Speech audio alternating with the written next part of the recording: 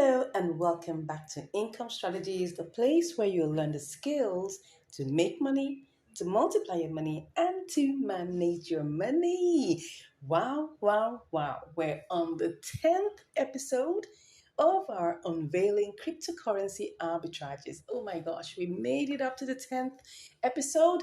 I salute you.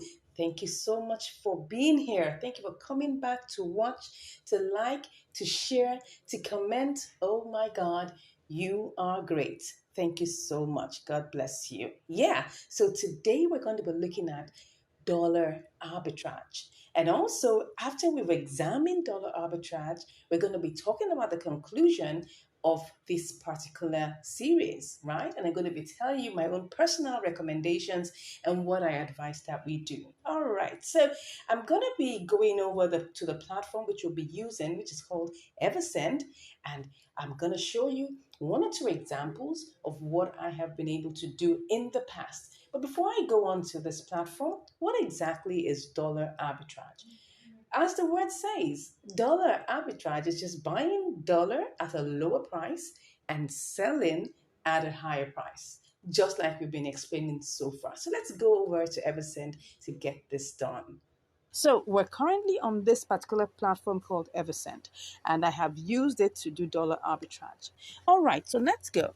Now, what I did was that I was able to fund my card with fund this platform with my card with $18.4, right? Now, of course, when you're just using this platform for the first time, they will take like $1 to test to make sure that they get you kind of verified and all of that. So if you don't know how to set up this, just search on YouTube for Eversend and then they'll show you how to do that.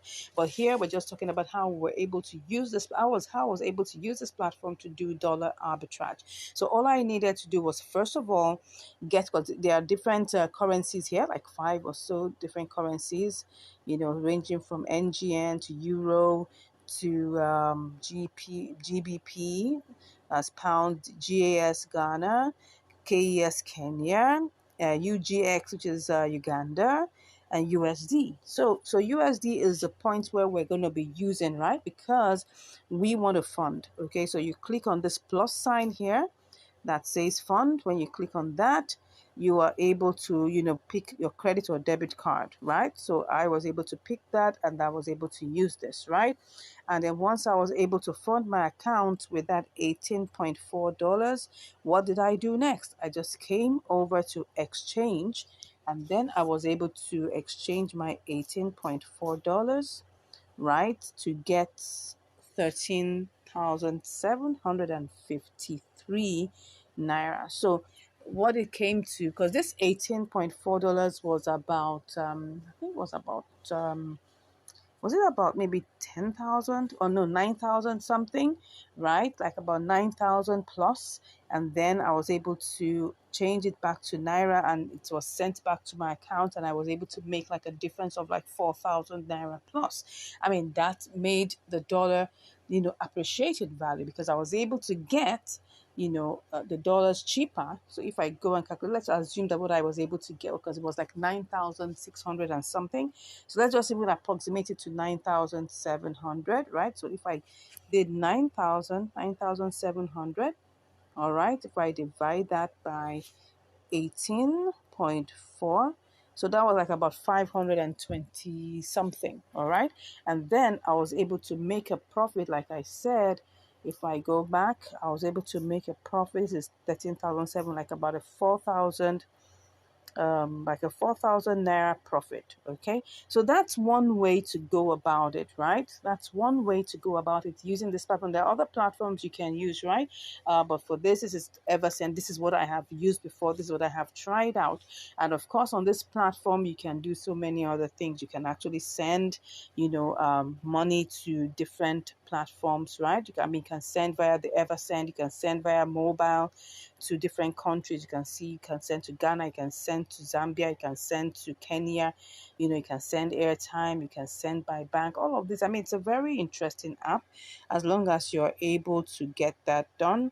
So this is just the long and short of this particular format. So I'm going to show you another one in which I used Skrill, my Skrill account plus, I think, plus was it with Paxful or with Binance? So, but whichever way, the main point is same thing. You use your card to load up, money into the Skrill. So let me just take you to my Skrill account and just show you what I did. So this is my Skrill account. Of course, there's nothing in it because anytime you find an opportunity, you clear the money quick. So what I did was that I was able to load my because since I set up this particular app with my Nigerian, account, as it were, I just had to load it with money, right? As you can see, I loaded different points. So if I look at see all, I loaded different points. This is the part where I loaded you can see I loaded 11,500, and then I was able to exchange it. I think I was able to exchange it. Plus I had some extra change in there, so I was able to exchange to USD, right? So when you load this particular app, which is called Skrill, okay, you can also do with Netella too, right? Netella, I mean, they're like sister companies, right? But this is the one I use, which is Skrill. Make sure that you're fully verified, or else they'll hold on to your money. So I was able to load to use my MasterCard. I think that was the same UBA MasterCard to pay money into this place. So I loaded up this point and I loaded up my Naira into this particular app, and then all I just needed to do was to exchange. I just exchanged it, right? So I put in here. So I put 12,000. So of course it's going to, I put in 12,000 and I was able to get 24.8, right? 24.8 USD. Okay. So if we calculate that, let's see how much we were able to get. So that's 12,000 Naira divided by 24.8. So I was able to get at the rate of 183 Naira. Okay, so now how did I turn it into something that was much more? I now had to use another app in conjunction. Okay, I think I've tried it with both Binance and Paxful, but I'll just show you the process with Binance, okay? Because if you're able to do anything with Binance, you can always replicate that particular steps with another exchange. So once I was able to get that 24.8, all I had to do was go over to Binance. Once I exchanged and I had it in my wallet, I had to just go over to Binance. And then at this point here, all you just have to do is that you click on this Naira part, this NGN part, and then you click on USD. Okay, so at this point here, what you need to do is now try to buy USDT using Skrill as your own payment platform, your own payment method. That's just the main thing. So if we look at it, since what we want to sell is 24.8, let's just make it 24 because there will be charges on Skrill, which is like about 60 cents or thereabout. So let's just say $24. Okay, so what we'll do is that you want to buy, okay, then you come here, you put the amount 24, and then you let's confirm, and then you put the payment method as Skrill. Where is Skrill? This is Skrill, and then you put it there. So you will see that the price is really huge, So then when you just pick the one that works for you. Of course, the lower prices are on the top. So let's just click on this first one. All right. So if I'm able to put in, I'll just put in 24 there. 24. What do I get? I get 22.77. So let's assume that we've done that transaction, but once you do this and you click on buy with zero fee, all you just have to do, the person will not, the person would have given you their own ID, their own Skrill ID. All we just have to do is send, from Skrill to Skrill. I think that's like about 60 cents or there, about 59 or 58 cents. So once you send that and they confirm, you have your 22.77. So all you just have to do is go back to the NGN market and then sell it. That's all, right? So you click on sell. Let's see what we will get. So don't forget, we use 12,000 for this. So, and then we go ahead and sell. So we'll look for, we'll put in what was $24? Let's just put like about 15 or 20,000 naira there. I'm just not sure. Let's just put 20,000. Okay, so 20,000 will be that, and then you would still it's going to be bank transfer anyways. So you click on sell. So it was 22.77. Okay, so 22.77. What do we get? We get 17,236. 17,236. So you can see that there's like a 5,000 naira difference. 17,236. Let's go there and check.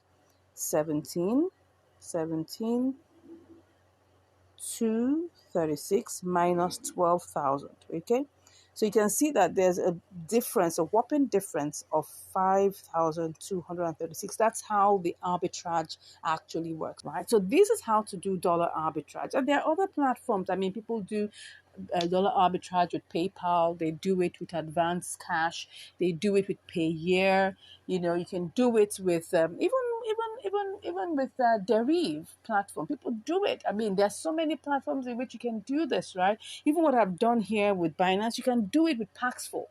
All right, you can just buy USDT or buy Bitcoin with the Skrill funds, and that's how you're able to make an arbitrage. Do the dollar arbitrage. I hope that's understandable. So now let's look at the pros and cons. So the pros here is that you're able to get dollars at a cheaper price if your cards are working. Okay, so that's the caveat, that the card has to be working, right? But if the card is not working, that's where the problem is, because then you can do the arbitrage. Okay, now of course another pro is that you make more money. Okay, definitely, because if you're able to buy the dollars at a much cheaper price, then you're able to make more money. As you can see here, 12,000 gave us 5,236. You can see the other one with Eversend gave us like about 4,000 naira difference, and that's fine. And if you can do this over and over again, as long as there's no cap on the number or the amount of USD you can actually transact with within a month, then this is going to be unlimited for you. So anywhere in the world where you are, if you're watching this, you should be able to do this in your own local currency as long as your cards are working. So are there any cons? I'm not sure about the cons right now. The only cons I can say is, if your cards stop working, you can't do it. That's all I would say. If your cards are no longer working, then you can't do the arbitrage anymore. But I mean, you can always find your ways. If you have other means to do this, you should be able to do that. So I think I've been able to explain this. I hope you've been able to learn something from this. Dollar arbitrages, like I said, there are many other ways you can do this. Payoneer, Payeer, advanced cash, PayPal. There's so many of them, right? But I'm just using this to show you two examples. Okay, so now I want to get to the conclusion part and tell you my own personal recommendations. Okay, let me go over to I like to be in the what's it called now? Let me be in this segment. Okay, let me be in the segment of finance. Okay, to finish this up right. So personally, I will tell you that you need to stay in the zone of safety as much as possible. As you can see from this series that I have tried a bunch of stuff. Okay, I mean, I'm not a newbie. I've done a whole lot. I have forayed into so many. I mean, I've forayed into many. I've gone into indices, like synthetic indices, binary trading. I've done forex, a little bit of it, right? And I'm telling you that I've tried a whole lot. As you can see from every other thing that I've shown you here, that I have tasted all the different types of digital currencies, digital assets, and all of that. I know this digital ecosystem. But why have I decided to just, focus on coin arbitrage? It's because that's the zone of safety. And that's the place where you can actually have more predictability. I mean, I have tried a whole lot of things like you have seen, but if you're looking for more predictable outcomes, I'm not saying that it's 100%, right? Because you have challenges on coin arbitrage. I mean, if I use limit order, and if I have to use, I have to wait sometimes. Sometimes within 30 minutes, 20 minutes, I'm done with the trade. And sometimes I have to wait days or hours, right, to get this done. But if you're using market order, right, except maybe the profit potential is 10% and above, you're not going to make any money, right? You're going to make a loss. So for me, I would say use limit order. That's just always my recommendation. And also do coin arbitrage. I mean, there are different ways you can do it. There's the spot trading one that you can hold for a bit and sell for profit. There is triangular arbitrage. A lot of people have problems with that, especially when you have to sell to BTC. I understand the waiting game that goes in between, right? And lack of liquidity and all of that. But the truth of the matter is that if it's not working one way, you go the other way, which is what boomerang strategy. Of course, we still have the inter-exchange arbitrage, right? Where you buy low on one particular exchange and sell high on another exchange. I know that there are risks associated because if you go and get a coin that's not the same network or may have the same name but not the same network, you're going to lose your money. So, but the thing is, once you're able to know how to navigate, you know what to do, you know the parameters, you know the steps to take, you shouldn't have anything to worry about, right? You shouldn't have anything to worry about. And I told you, don't ever put all your eggs in one basket. Please don't. Even if you have $1,000, $5,000, don't put all your money in one trade. Share your portfolio. I do that. So if someone was asking that, oh, why are you only doing trades with $20? Excuse me, I spread my portfolio. I could have like 3, 4, 5 trades running at a time. That's it. And I use small amounts of money because I don't want anyone to get stuck. That's the truth, right? And I'm able to mitigate some of those problems and able to forge ahead. So you can always overcome these little challenges that go up on here because if you want to trade, there's nothing that's going to be perfect. You're not going to have a perfect 100%, smooth run. Nobody's going to do that. Sometimes we win and sometimes we learn. It's not all the time you're going to win, but we pray and hope that your winnings will be more than your losings, okay? Because that's just it in life. In life, we learn, go through go to experiences, and we learn from that.